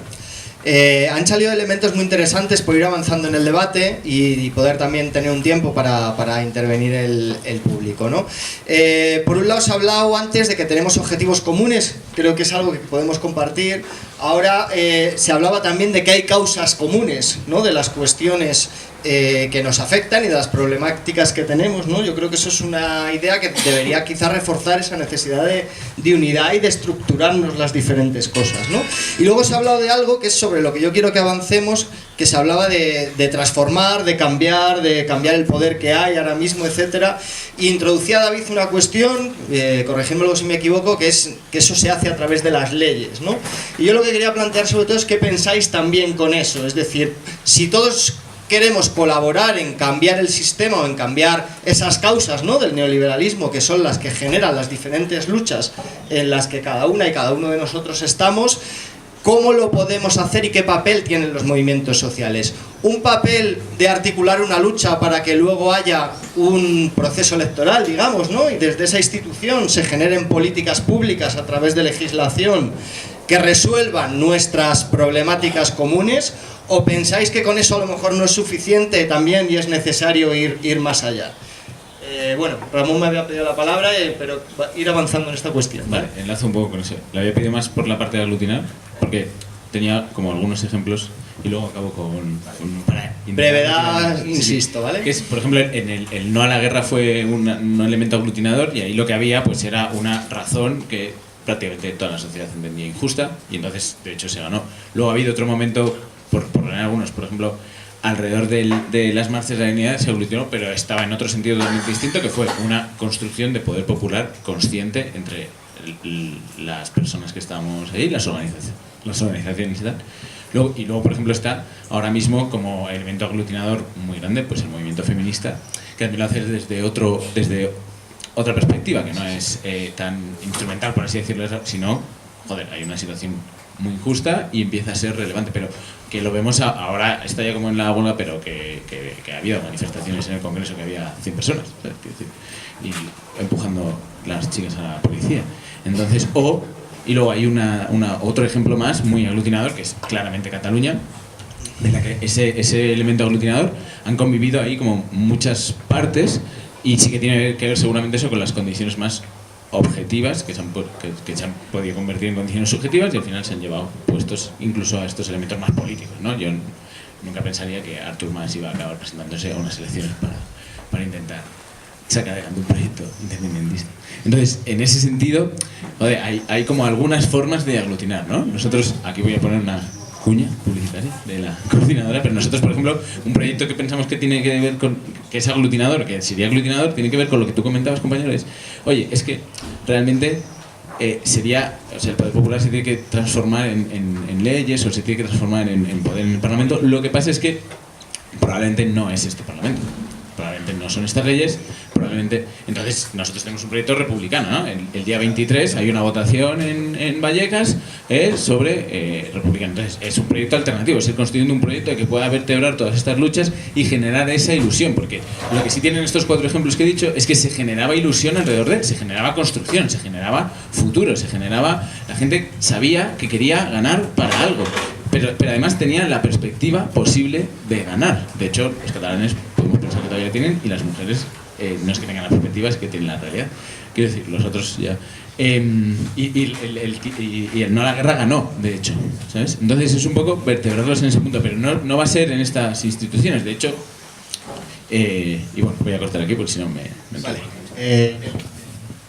Nada, yo muy breve, también recogiendo el testigo de lo último que se ha comentado, al final con el eje que habías introducido sobre, bueno, y entonces la institución, ¿qué papel puede tener aquí a la hora de construir poder popular? Yo pensaba, bueno, o por lo menos dentro de la UJC casi tenemos este debate como medio superado, ¿no? De una institución o un proceso de acumulación de fuerzas que acabe simplemente en una deriva electoral, bueno, pues tenemos ejemplos y relativamente recientes, ¿no? De qué puede pasar con ello y cómo al final esa ilusión, que yo creo que es un término un poco peligroso para construir algo que verdaderamente sea sólido y bueno, que tenga como ese potencial, bueno, pues esa ilusión se acaba transformando en frustración, en una especie de mirada cortoplacista de si no conseguimos lo que nos hemos propuesto, ¿para qué estamos aquí? ¿Nos vamos a nuestra casa o qué hacemos? A mí me resultó súper interesante el debate que tuvimos ayer precisamente sobre esto, pero creo que se quedaron cuestiones en el tintero. Y es que las instituciones creo que ahora mismo tienen un papel, y tienen un papel que es el de mostrar precisamente las contradicciones a las que se pueden enfrentar las personas que desde los movimientos llegan a las instituciones y ven que todo está constreñido, que es que no hay manera real de poder cambiar las cosas materiales, más allá de lo simbólico, que sí que puede ser, bueno, pues puede ser ilusionante en ese caso, ¿no? Por fin cambiar cuestiones simbólicas como el nombre de las calles de Madrid, pero a las cuestiones materiales no se pueden cambiar porque están diseñadas precisamente para eso. Pero nos movemos en un margen muy pequeño, pero ese margen puede servirnos. Por ejemplo, para el movimiento juvenil, el hecho de que el Ayuntamiento de Madrid ceda espacios que puedan ser autogestionados es algo que era impensable, y eso es lo que ayuda a generar ese movimiento juvenil que se pueda sostener en el tiempo. Quiero decir, tienen un papel, pero es un papel limitado. Llegar al gobierno de una institución sin tener un músculo con potencial movilizador detrás va a hacer que esas contradicciones simplemente nos asuman en casi la frustración total de no poder hacer nada allí. Efectivamente, en la charla de ayer se comentaba lo importante que pueda ser la institución, ¿no? Las facilidades que da, pero también las limitaciones. Yo por eso hoy sí me gustaría que en esta última parte del debate hablemos sobre qué papel tenemos los movimientos sociales, el movimiento sindical, las luchas laborales, etcétera, en esa construcción ahí del cambio, ¿no? Aquiles. Sí. Bueno, pues desde los movimientos ciudadanos de allí de Murcia, que son unos cuantos, claro, ¿cuál es nuestra finalidad? Porque esto se puede ver si la sigue. Bueno, está claro que es cambiar las instituciones, porque nuestros fines, si en las protestas que tenemos, pues verías que tenemos durante hace años echar al PP. ¿Cómo no íbamos a echar al PP? Corrupto, especulador, mentiroso, todos los adjetivos del diccionario que se le podría aplicar sería enorme. Y esto lo decíamos en la calle, claro, ya sabemos lo que nos echaban encima. ¿Cómo cómo pedimos derogar la ley Mordaza? Posiblemente tenemos más de 300 o 400, yo calcularía cerca de 400 vecinos ya con sanciones. Y sanciones de 3.000 euros cada uno. ¿Cómo no vamos a tener apoyo social? El 8M en Murcia terminó en Santiago del Mayor, en Las Vías, pero terminó muy distinto a como terminó en toda España. Terminó la manifestación haciéndolos que no dejar pasar las vías, para terminar 15 metros más allá con un cordón policial amenazando y parando una manifestación. Les jode también mucho que las marchas por la dignidad terminen en Santiago del Mayor y terminan con un cordón policial enorme. Y después, también que tenemos la lucha contra la represión policial y judicial. Nuestros hijos van a... Bueno, ahora lo han quitado, pero le hemos tirado un año pasando por las vías, que es igual que pasar por una aduana, con unos policías, 20, 30 policías, con metralletas, donde hemos educado a nuestros hijos que esto es normal. En el Círculo de Bellas Artes, cuando lo contaba, se me acercó una mujer y dice, esto es el Urte. Sí, es el Urte en los años 70. donde sacan a los niños de los institutos, 100 policías lo hacen pasar, poco a poco. ¿Cómo no íbamos a luchar con eso? Y ahí es donde estamos, en el cambio de las instituciones. Quería insistir un poco en esta idea, ¿no?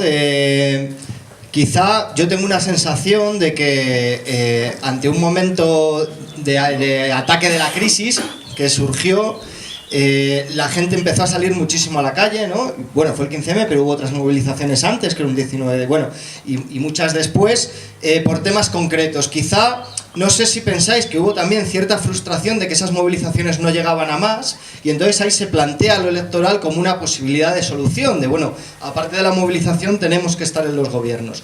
Pero sin embargo yo creo que en este momento, y por la charla que tuvimos ayer, y hablaremos también en la siguiente, justo lo que mucha gente empieza a pensar es, bueno, ya estamos en los gobiernos, no sé quién lo decía por aquí, y tampoco estamos consiguiendo cambiar todo lo que queríamos cambiar. Entonces, ahí es donde yo quería también insistir en si realmente nos vale simplemente con llegar a los gobiernos y poder hacer leyes, o qué papel tienen o podemos hacer también desde el propio movimiento social, ¿no? Y sindical y de las luchas en general, ¿no, David? Bueno, este debate tiene 50 años, o sea, este debate sobre...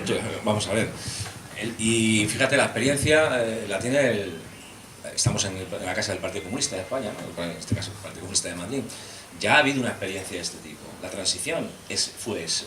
La transición, yo otro día decía que las comisiones obreras, decían compañeros, las comisiones obreras nacen en la mina de la Camocha. No es verdad. Las comisiones obreras no nacen, aunque simbólicamente se haya dicho que era la primera comisión obrera, la mina de la Camocha. Las comisiones obreras cuando nacen es cuando se generan las interramas. Porque la historia del movimiento sindical, en este caso, es una lucha contra el corporativismo y el gremialismo. Es cuando los primeros núcleos de personas militantes, fundamentalmente del Partido Comunista, de algunos ámbitos, deciden organizarse para extender la lucha sindical a través de los barrios, en los polígonos industriales, etcétera, etcétera. En la universidad, ahí es cuando nace el movimiento organizado obrero, no en las células que previamente se habían consolidado. Es decir, claro que hay una forma. Y al fin y al cabo, tanto el Partido Comunista como en este caso las comisiones obreras fueron actores determinantes para cambiar un régimen y para instaurar otro régimen que hoy se somete a la crítica, por supuesto, y a las deficiencias que todos observamos, pero no podemos negar que fuimos unos agentes imprescindibles para transformar lo que era una dictadura en una democracia que, insisto, con todas las deficiencias que tiene. La cuestión es, decía antes, no es incompatible. Yo creo que no se puede poner como antagónico lo institucional frente a la base organizada, a la lucha popular. Es que yo creo que estamos hablando de lo mismo. Tenemos el ejemplo en Portugal. ¿Quién gobierna en Portugal hoy en día?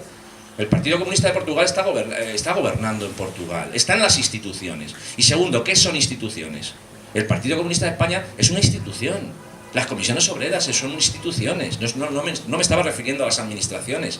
Todo aquello que hoy se cuestiona ha sido clave para construir, a mi juicio, una organización que por supuesto es imperfecta y que debe ser mejorada. Y yo claro que aspiro a que todo esto, al final, el poder popular se exprese en un parlamento distinto, republicano por supuesto, porque he sido desde siempre, en un parlamento republicano y desde luego alejado de lo que es hoy, que es un parlamento entregado al capital y a las instituciones capitalistas, esta sí. Quiero decir, no es antagónico de lo que estamos hablando de aquí. La cuestión es cómo agregamos esas luchas, esas experiencias puntuales, cómo las agregamos en un proceso que sea un proceso coherente y que tenga una trayectoria política, como no puede ser de otra manera. Yo creo que en ese sentido de complementariedad, una de las cosas por las que planteamos el Partido Comunista es que evidentemente es necesario estar en la institución, pero que existen una serie de limitaciones que hablábamos ayer, e insisto en eso, ¿no?, a la hora de confrontar con los poderes económicos que nos marcan una ley, como puede ser la ley Montoro, como puede ser la Unión Europea, como otro tipo de cosas, que nos impide desde exclusivamente la propia institución avanzar en la conseguir esas luchas, ¿no? Y ahí no sé qué pensáis de si los movimientos sociales, pues eso, se limitan a organizar esa lucha en la calle, de si tiene que seguir habiendo lucha en la calle incluso cuando estamos los de izquierdas, los que queremos cambiar en la institución, o como ya estamos en la institución ya no hace falta luchar en la calle, y si esa lucha en la calle tiene que limitarse a una mera presión, ¿no?, para presionar para que se cambie, o si tiene que conformarse también en espacios de lo que aquí estamos hablando como poder popular, ¿no? En espacios de construir experiencias y de ser capaces también de gestionar cosas complementariamente a lo institucional desde lo social. No sé cómo veis esta idea, Kiki. Lo intento hacer rápido y habías pedido el micro. Bueno, a ver, el movimiento vecinal funciona a través de un binomio muy simple, que es la presión-negociación. Nosotros, cuando se puede negociar con normalidad, negociamos. Cuando la negociación es infructuosa, presionamos. Hay veces que para que haya negociación tenemos que presionar. Bueno, presión-negociación es una cosa como muy elemental. Nuestra vocación no es la de estar en las instituciones. O sea, nuestra vocación no es gobernar. Nuestra vocación es relacionarnos con quien gobierna para trasladarle las necesidades que tienen los barrios y conseguir lo que andamos buscando. Para eso tenemos, a su vez, otro tipo de funcionamiento, que es la política de alianzas, y como decía antes Nina, pues hacemos todo lo posible por estar en unión con otras organizaciones que pueden tener, ya sea coyunturalmente o de una manera más general, las mismas finalidades. A partir de ahí, el Partido Comunista es un partido. Si no quisierais coger las instituciones, no es como el Corte Inglés, que se anuncia para que... Yo entiendo que el Partido Comunista no se presenta a las elecciones para decir "hey, que estamos aquí". Se presenta para conseguir el poder. El Corte Inglés hace campañas no porque la gente se haya olvidado o no sepa que existe el Corte Inglés, es para decir no te olvides que seguimos aquí. A eso es a lo que voy, ¿no? Entonces, entiendo a su vez que las fuerzas políticas de izquierda, los partidos de izquierda, tienen metodológicamente y de una forma natural y necesaria una forma de funcionamiento que no puede ser ajena a la calle, que no puede ser ajena a la relación con los movimientos sociales. Nosotros vemos con mucha frecuencia que ahora Ciudadanos se acerca mucho por los locales de las asociaciones vecinales a preguntarles, poco menos como que te vienen a que les hagas la pregunta que tienen que hacer en el pleno municipal o a armar el discurso. Pues ahí en ese sentido a lo mejor os están cambiando el paso. Si Ciudadanos viene al local y no viene el PC, si el PC no está en las asambleas de barrio, si el PC no está en donde tenga que estar, en todos los sitios que hay que estar, ahí nos estarán cambiando el paso. Entonces yo sí que tengo clarísimo que el PC no se puede limitar a conseguir un escaño y hacer un buen papel institucional. Me consta que los compañeros del PC se pegan un montonazo de horas en el ayuntamiento y para hacer las cosas lo mejor posible, pero otra gente tendrá que hacer otras cosas. Os tendréis que organizar para estar en contacto muy directo con la gente y a partir de ahí poder construir lo que es alternativas, programas, en ese sentido que sean coherentes con su historia, con sus planteamientos ideológicos, etcétera. Sí, nosotros hay una cuestión, ¿no? Por matizar algo que decías, no entendemos que nos presentamos a las instituciones para conseguir el poder, sino nos presentamos a las instituciones para facilitar el marco que permita construir el poder, ¿no? Que para mí es una cuestión distinta. ¿En qué sentido? Desde el punto de vista que también quería preguntar, ¿no? De que nosotros entendemos que el poder no está exclusivamente en la institución, sino está más allá de esa institución, y que si queremos realmente cambiar las cosas y construir poder, por un lado la institución es una pata, pero si no hay sociedad civil, tejido asociativo, tejido obrero, luchas organizadas, no solo reivindicando, sino también construyendo, es decir, construyendo ese poder alternativo, al final es muy complejo vencer a ese poder económico, ¿no? Yo entiendo, por ejemplo, y ahora os paso la palabra, yo entiendo, por ejemplo, que un gran constructor de poder fue la PA, porque más allá de la legislación tuvo la capacidad de parar los desahucios con el poder que se construía en la calle. Es decir, no solo reivindicaba la ley, sino imponía su propio planteamiento, ¿no? Desde la construcción de fuerza a nivel social. Entonces, bueno, no sé un poco también en esa línea, bueno, Miguel había pedido la palabra, ¿qué pensáis? Y vamos cerrando, ¿vale? Sí, pues un poco siguiendo la línea de lo que habéis comentado, es decir, tiene que ser la protesta y la propuesta, las dos cosas, ¿no? O sea, en Marea Verde, por ejemplo, hemos articulado lo que pensamos que tienen que ser nuevos espacios de poder. O sea, el poder no tiene que estar circunscrito simplemente a las instituciones, sino que esos espacios de poder tienen que estar fuera de las instituciones, en la elaboración de equipos de trabajo que trabajen conjuntamente en las propuestas. En el caso de Marea Verde podría ser el documento de bases por una nueva política educativa, o el documento de Madrid por una nueva política educativa, que es una alternativa real a los acuerdos que desde las partes neoliberales en las instituciones nos quieren ofrecer. Y entonces esos son los verdaderos espacios de empoderamiento. Si seguimos con la lógica de que solamente se puede hacer política o solamente se pueden cambiar las cosas desde las instituciones, seguiremos cayendo en los mismos errores que al final nos llevarán al no nos representan del 11M. Lo que pasa es que esto será no nos representan X elevado a N. Bueno, pues nada, seguiremos X elevado a N. Entonces, sí que tiene que haber esa lucha, y los partidos políticos, el Partido Comunista o otro tipo, otras organizaciones, lo que tienen que hacer es trabajar en esos espacios que se generen, pero como un actor más y con una única misión. Además, no solamente participar ahí, sino además vehicular hacia las instituciones donde legalmente, y hasta que consigamos cambiar este sistema, implantar formas democráticas marcianas, o no sé, sería articular todas esas propuestas hacia la institución para que al final se conforme una ley o se conforme lo que sea.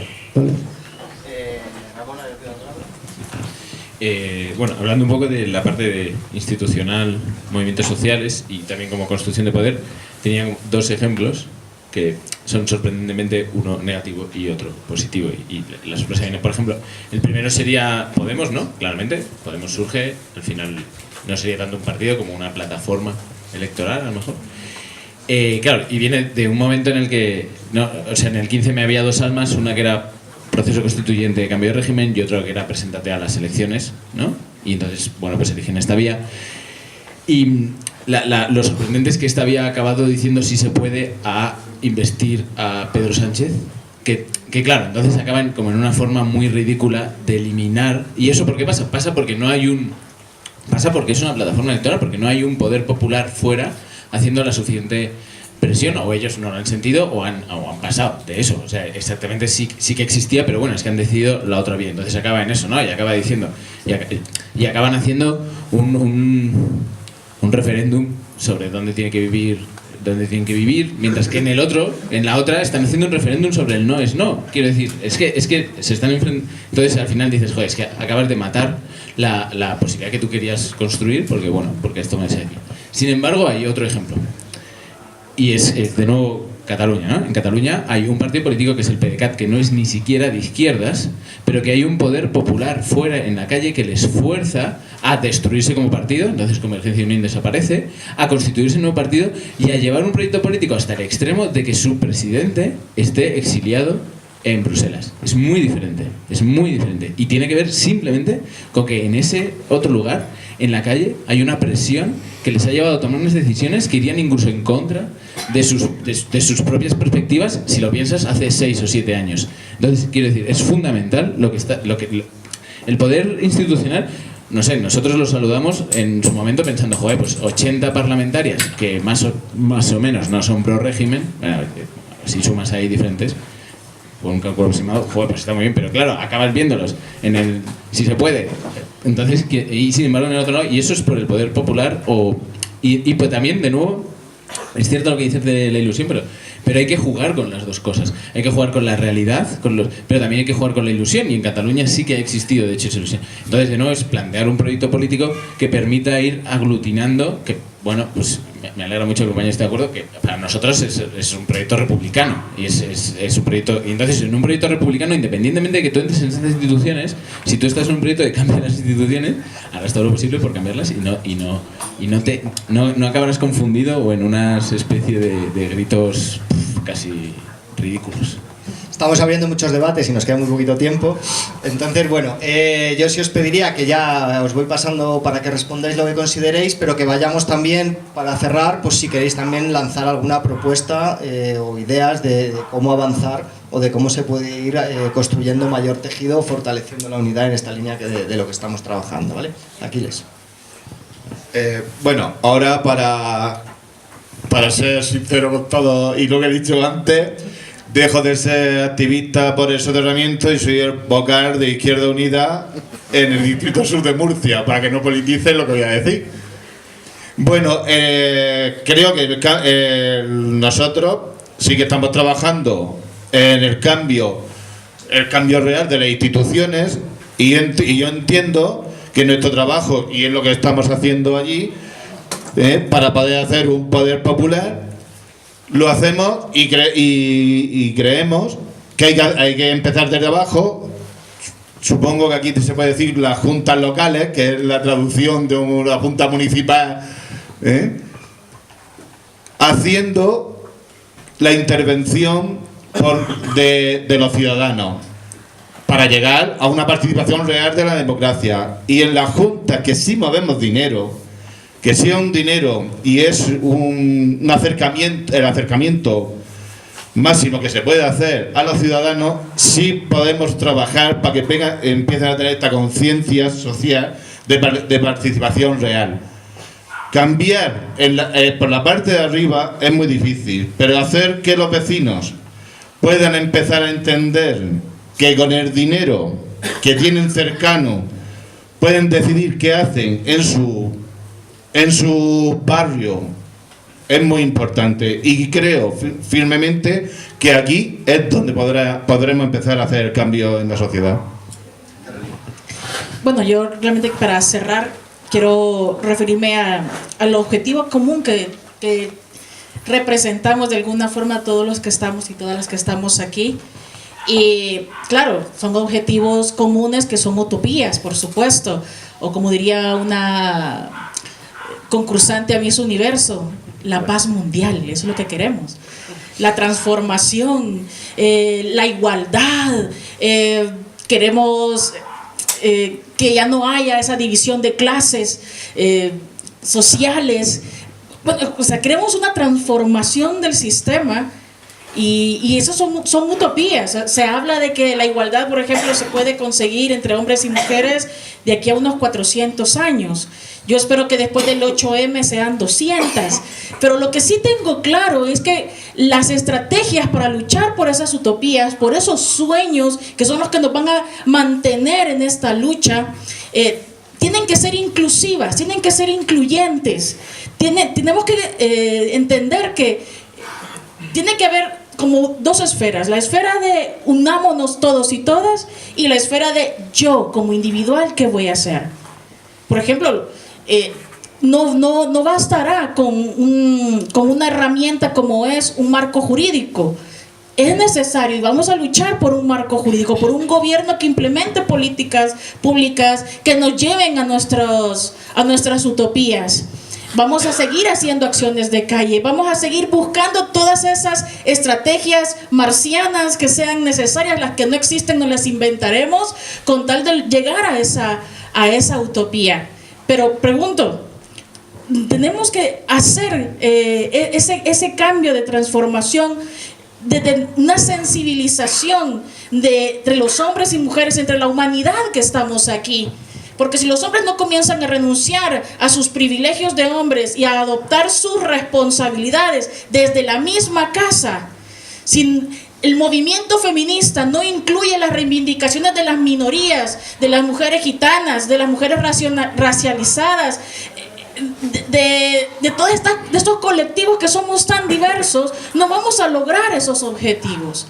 O sea, tenemos que pensar en que esa transformación, que sí tiene que venir desde abajo, o sea, tiene que pasar por todos y todas, por cuestionarnos. Entonces yo creo que quizás ese es el reto: cómo cuestionarnos, cómo irnos transformando poco a poco para lograr esos objetivos. Terminamos la ronda, si os parece, y damos la palabra al público. Bueno, por seguir un poco con el ejemplo, nos enfrentamos la izquierda en general. nos enfrentamos a un déficit histórico, ¿no? Que tiene que ver con un déficit de la conciencia de clase, de la propia clase trabajadora, de en qué estadio se encuentra su vida, ¿no? y cómo participa en la sociedad, ¿no? Mirad, no sé si leísteis el artículo este famoso de los putos viejos. Los putos viejos, decían así. El término este que era un poco, bueno, pues oye, halagando a los mayores, ¿no? Que habían, como el puto viejo era en términos hegemónicos, diciendo, oye, los viejos ahí están con las pensiones, las plataformas que en relación con la defensa de las pensiones, los abuelos de Bilbao, ¿no? Los abuelos de Bilbao. Fijaros qué paradójico, los abuelos de Bilbao, a los que yo no les quito ningún mérito y cuando han salido en defensa de la revisión o de la actualización de las pensiones y tal, no son otros, ese colectivo al final, dentro de un año y medio, en las elecciones en Euskadi, van a votar de forma masiva al Partido Nacionalista Vasco, pero masivamente, y el Partido Nacionalista Vasco es un actor coadyuvante, claro, en las políticas económicas regresivas que ha habido en este país en los últimos años, las reformas laborales a priori. O sea, hay una distancia entre los que la gente puede en un momento puntual, lanzado por una plataforma, por una marea, en defensa de aquello que reconoce más corporativo, que más le afecta de forma directa,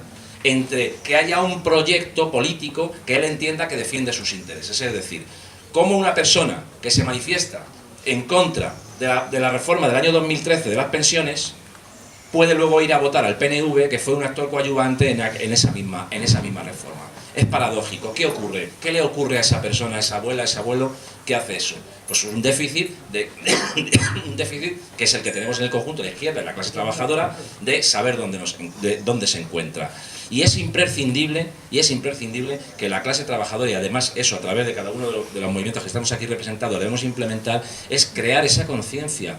¿Quién gestiona lo público? ¿Cómo se financia lo público? ¿Quién paga el instituto? ¿Quién paga a los profesores? ¿Qué parte de mi salario? El salario con mayúsculas.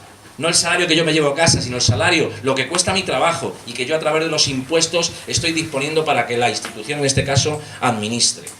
Y esa conciencia es la que hay que generar desde cada uno de los ámbitos en los que podamos para eliminar un fenómeno que puede ser todavía peor, que es el del neocorporativismo de la respuesta. Frente a fenómenos concretos que a mí me afectan, yo me movilizo y del resto, cuando sean solucionados, ya no quiero saber nada. Entonces, darle esa coherencia exige un cambio cultural. Y yo creo que para eso la educación me parece un factor.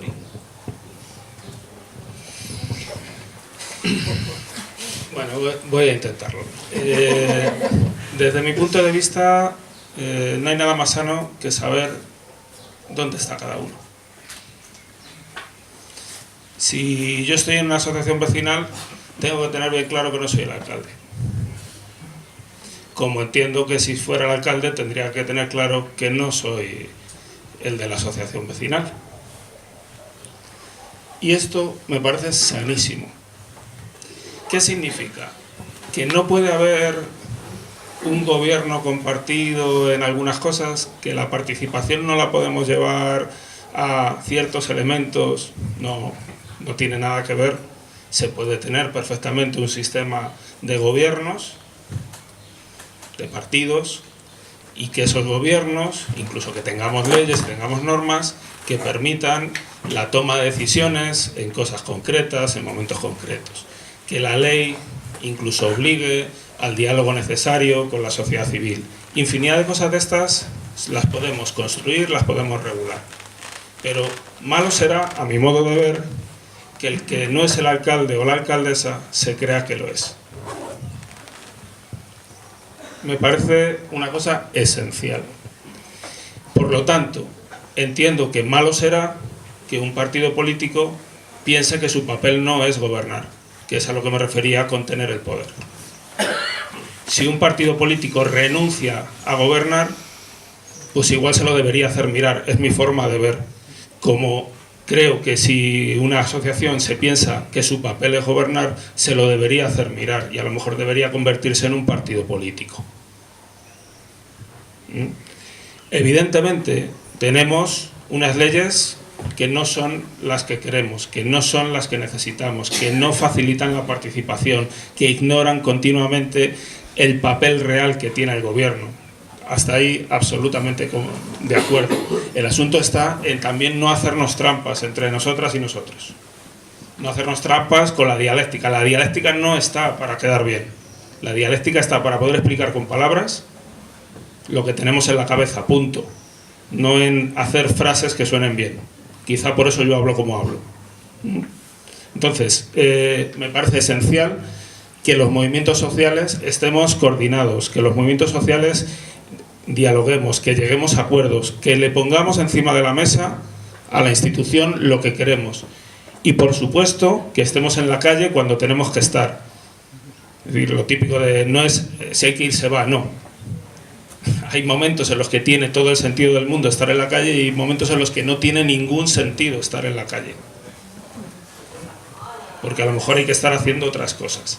Creo que esto es lo que tenemos que empezar a trabajarnos las cosas con la coherencia y con el realismo y con la sinceridad que nos merecemos, al menos en el respeto que nos debemos.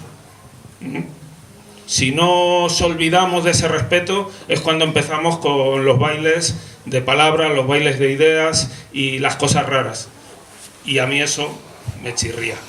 Me gustan las cosas claras. Nada más. Dines. Sí, a ver, yo creo que los movimientos sociales y la lucha social no puede parar, independientemente de que lleguen a las instituciones personas o partidos que se consideren más próximos a los movimientos sociales. Creo que hay que ser igual de críticos y sobre todo hay que exigir que aquellas personas vengan de donde vengan, pero que ocupan, no se olviden de cuál es su objetivo. El problema que yo he visto en esta última legislatura es que algunas de esas personas o algunos grupos municipales, algunos partidos que se suponía que iban a representar a la voz popular, se han creído demasiado rápidamente el papel tradicional de las instituciones y de los partidos. No es lógico que, por ejemplo, en la ciudad de Madrid sigan decidiendo cómo es la ciudad y sigan decidiendo las mayores operaciones urbanísticas los mismos agentes que lo decidían hace 10 o 20 años. No es normal. Si se llega a las instituciones hay que tener bien claro cuál es el objetivo. Si el objetivo es mantenerse o el objetivo es transformar. Si el objetivo es transformar, pues a lo mejor en mitad del mandato de esa institución hay que marcharse. Ante una tesitura como la que, por ejemplo, puso Montoro al Ayuntamiento de Madrid, a lo mejor habría que haber roto y haber dicho, pues no, pues ante esta presión a lo mejor hay que romper y si nos tenemos que marchar, nos marchamos. Lo que no es normal es doblegarse a ese poder y a esa obligación que estaban imponiendo, ¿no? Entonces, ¿cómo se consigue desde mi punto de vista esto sin perder la ciudadanía, el control sobre las instituciones, sean quienes sean? Y aquí lo que ha sucedido es que se ha perdido ese vínculo o ese control entre comillas, ¿no? Tampoco es que lo que dice Quique que si estás en una asociación no te creas la alcaldesa o te creas el alcalde, pero sí, si se ha llegado con un compromiso no te olvides tan rápidamente de ese compromiso, ¿no? Y como propuesta, es tanto lo que se ha dicho aquí que a lo mejor es un poquito difícil hacer propuestas, pero ahora mismo se está hablando y se está planteando una gran movilización unitaria que aúne luchas para el otoño. Pues a lo mejor una propuesta es empecemos a trabajar conjuntamente con objetivos y ahí podemos tener una oportunidad para ver la fuerza que tenemos y la fuerza que puede haber en la calle. Pues una pequeña aclaración con lo que decía Quique y lanzo también el debate al público, ¿no? Yo creo que evidentemente todos los partidos y nosotros como Partido Comunista aspiramos a gobernar. La cuestión quizá donde pueda haber debate es ¿para qué aspiramos a gobernar, ¿no? Y yo creo que, claro, nuestro planteamiento es que nosotros entendemos, y quiero también lanzar ese debate hacia afuera, que no es posible transformar exclusivamente desde ese gobierno, exclusivamente desde el BOE, exclusivamente desde la ley, ¿no? Sino que el gobierno nos tiene que servir evidentemente para transformar aquello que se pueda, para mejorar las condiciones inmediatas de la clase trabajadora y de las clases populares, pero nos tiene que servir también para generar el marco, las condiciones en las que la lucha sea más fácil y en la que se pueda y estar al servicio de esa organización popular. Esa organización popular que al final es la que nos puede dar la fuerza, para confrontar con ese poder económico, que es el que en definitiva te pone una serie de cortapisas y te impide exclusivamente hacerlo desde la legislación. Entonces, es a lo que me refería con que desde nuestro punto de vista el papel de los movimientos sociales no es exclusivamente reivindicar políticas públicas, sino conformarse en poder. Es decir, tener la capacidad, junto lógicamente con la institución, ¿no?, de imponer su reivindicación, de imponer nuestros intereses frente a los que han construido un marco en el que exclusivamente, ¿no?, desde lo electoral, no es posible transformar ese marco sin la construcción de ese poder en la base, ¿no? Entonces, bueno, lanzo esta pregunta y también luego al final pues hacemos una ronda de todos y todas, si os parece. Entonces, palabras. Sí os pido, por favor, brevedad.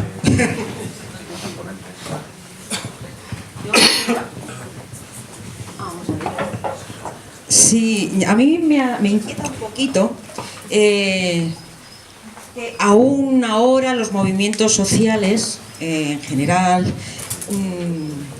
feministas, de mareas, vecinales, porque a partir de ahí me ha rechinado, sí, que dicen no tenemos aspiraciones electoralistas. Me preocupa por una sencilla razón. Los partidos, en este caso el Partido Comunista, está haciendo una reflexión desde hace unos años, a partir de los cuales decidimos estar en los ayuntamientos con unidad popular. Yo creo que los movimientos tendrían que hacer también esa transformación